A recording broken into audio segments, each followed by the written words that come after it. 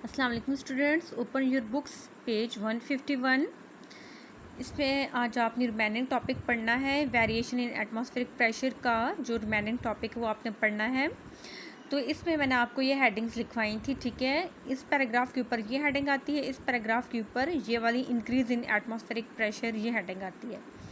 अब क्लास ये पैराग्राफ के फॉर्म में भी आप इसको तैयार करके लिख सकते हैं ज़बानी, ठीक है, और इसको पॉइंट वाइज भी लिख सकते हैं, ठीक है। ये देखिए मैंने इन दोनों पैराग्राफ्स को पॉइंट के फॉर्म में लिखा है, ठीक है। दोनों पैराग्राफ्स को मैंने पॉइंट के फॉर्म में लिखा है। आपने इनको अपनी वर्डिंग में पॉइंट्स को समझ के अपनी वर्डिंग में लिख सकते हैं इनको, ठीक है। तो देखें, फर्स्ट जो हेडिंग आपने पढ़ी थी वो डिक्रीज़ इन एटमॉस्फेरिक प्रेशर लिखी थी। तो इसमें देखें क्या है, डिक्रीज़ इन एटमॉस्फेरिक प्रेशर में फर्स्ट पॉइंट क्या है कि जब atmospheric pressure gradual and average drop हो या डिक्रीज़ हो, आहिस्ता आहिस्ता और दरमियानी वैल्यू से क्या हो, एटमॉस्फेरिक प्रेशर कम होता जाए, तो वहाँ पे जो आपके पास वेदर कंडीशन होगी वो क्या होगी। ये सारी जो राइट साइड पर मैंने लिखी ये वेदर कंडीशंस हैं, और लेफ़्ट साइड पर यहाँ पे फर्स्ट 4 पॉइंट्स में डिक्रीज़ इन एटमॉस्फेरिक प्रेशर, नेक्स्ट 3 पॉइंट्स में इंक्रीज़ होता है। हेडिंग से आप देख सकते हैं, ठीक है। तो इसमें देखें कि डिक्रीज़ इन एटमॉस्फेरिक प्रेशर में फ़र्स्ट पॉइंट क्या है कि जब एटमॉस्फेरिक प्रेशर ग्रेजुअल और एवरेज तरीके से डिक्रीज़ हो तो वहाँ पे क्या होता है, लो प्रेशर होगा, ठीक है। जैसे जैसे एटमॉस्फेरिक प्रेशर क्या होता जाए, कम होता जाए आहिस्ता आहिस्ता, और एवरेज वैल्यू तक वो कम हो, तो नेबरिंग लोकेलिटी में साथ वाले एरिया में लो प्रेशर होगा। इसी तरह सेकंड पॉइंट देखिए, minor but rapid fall in atmospheric pressure, बहुत कम और तेज़ी से कम होने वाला जो एटमॉस्फेरिक प्रेशर है, उस वजह से वेदर कंडीशन क्या बनेगी, विंडी एंड शॉवरी कंडीशन बन जाएगी, ठीक है। तेज़ हवा चलना शुरू हो जाएगी उस एटमॉस्फेरिक प्रेशर की वजह से, और शॉवरी कंडीशन मतलब हल्की हल्की बारिश भी शुरू हो जाएगी, ठीक है।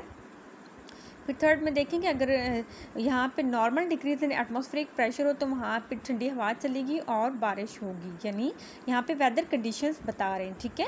फिर जब sudden fall in atmospheric pressure और फ़ौरन से एटमॉस्फेरिक प्रेशर हाई वैल्यू से लो वैल्यू पे आ जाए, कम हो जाए, तो वहाँ पे स्टॉर्म आ सकता है, तूफ़ान आ सकता है, बारिश होती है, और टाइफून शदीद किस्म का तूफ़ान भी आ सकता है। इस तरह की वेदर कंडीशन बन सकती है, ठीक है। अब देखिए, इंक्रीज़ इन एटमॉस्फेरिक प्रेशर में क्या है कि इंक्रीज़ विद डेक्लाइन लेटर, यानी कि एटमॉस्फेरिक प्रेशर पहले इंक्रीज़ हो, फिर क्या हो, उसमें कमी वाक़या हो, यानी एटमॉस्फेरिक प्रेशर क्या है, इंक्रीज़ कम वैल्यू से ज़्यादा हो, फिर ऐसे ज़्यादा वैल्यू से फिर कम होना शुरू हो जाए, तो वहाँ पे वेदर कैसा बनेगा, इंटेंस वेदर बनेगा, शदीद किस्म का वेदर बन जाएगा, ठीक है। शदीद कोल्ड या शदीद हॉट बन जाएगा, ठीक है। इसके बाद देखें, gradual large increase in atmospheric pressure हो, आहिस्ता आहिस्ता एटमॉस्फेरिक प्रेशर बढ़ता जाए, तो वहाँ पे कौन सी वेदर कंडीशन बनेगी, long spell of pleasant weather, वहाँ पे प्लेजेंट वेदर होगा। लॉन्ग स्पेल मतलब कोल्ड वेदर वहाँ पे होगा, ज़्यादा देर के लिए कोल्ड वेदर होगा और वो प्लेजेंट वेदर होगा, ठीक है।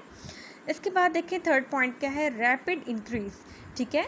यहाँ पे अब फ़ौरन से ही एटमॉस्फेरिक प्रेशर क्या हो जाए, अब इंक्रीज़ हो जाए, तो वहाँ पे उस जगह का क्या होगा, एटमॉस्फेरिक प्रेशर डिक्रीज़ होना शुरू हो जाएगा, ठीक है। और इसके बाद पुअर वेदर अहेड, तो उसके बाद क्या होगा कि आने वाला टाइम जो होगा, आने वाला मौसम जो होगा वो क्या होगा, पुअर होगा, ख़राब होगा, ठीक है। यानी जैसे ही आपके पास एटमॉस्फेरिक प्रेशर इंक्रीज़ होने के बाद डिक्रीज़ हो जाए वहाँ उस जगह का एटमॉस्फेरिक प्रेशर, तो वहाँ पे आपके पास क्या होगा, पुअर वेदर आहट, यानी अभी जो टाइम आएगा उसमें मौसम बहुत ज़्यादा ख़राब हो सकता है, ठीक है। तो ये जो है, ये मैंने आपको हिंट दी है, पॉइंट्स लिखे हैं, इनको आप अपनी वर्डिंग में अपनी नोटबुक्स में आपने लिखना है, ठीक है। इसके बाद देखें यहाँ पे क्या है, इसके बाद आप साइड बॉक्स देखें, do you know when air is sucked through a straw with its other end dipped in a liquid, the air pressure in the straw decreases, ठीक है। अब एक स्ट्रॉ के एक एंड को आप सक कर रहे हो और दूसरे एंड से क्या हो रहा है कि जूस सक हो रहा है, जैसे जूस खत्म होगा उसके बाद देखें वहाँ पे एयर भी सक हो रही है, ठीक है। तो एयर प्रेशर क्या होगा, उस बॉक्स के अंदर, उस डब्बे के अंदर एयर प्रेशर क्या होगा, वो कम होता जाएगा, क्यों, क्योंकि साइडों से जो एटमॉस्फेरिक प्रेशर है वो लग रहा है। आगे आप देख सकते हैं, this causes the atmospheric pressure to push the liquid up to the straw, इन्हीं साइडों से एटमॉस्फेरिक प्रेशर बाहर से लग रहे हैं, अंदर जो है वो एयर जो है वो पुश कर रही है लिक्विड को स्ट्रॉ के अंदर, ठीक है। ये आपकी जनरल इन्फॉर्मेशन के लिए आपका बताया गया कि एटमॉस्फेरिक प्रेशर कहाँ लगता है, कैसे, और एयर प्रेशर कम होता है, ज़्यादा होता है, ये सारी इन्फॉर्मेशन इसमें दी हुई। ठीक है, तो स्टूडेंट्स आज का आपका यही टॉपिक है। तो ये दोनों पैराग्राफ्स आपने पॉइंट वाइज अपनी नोटबुक्स में लिख लेनी है। ओके स्टूडेंट्स, अल्लाह हाफिज़।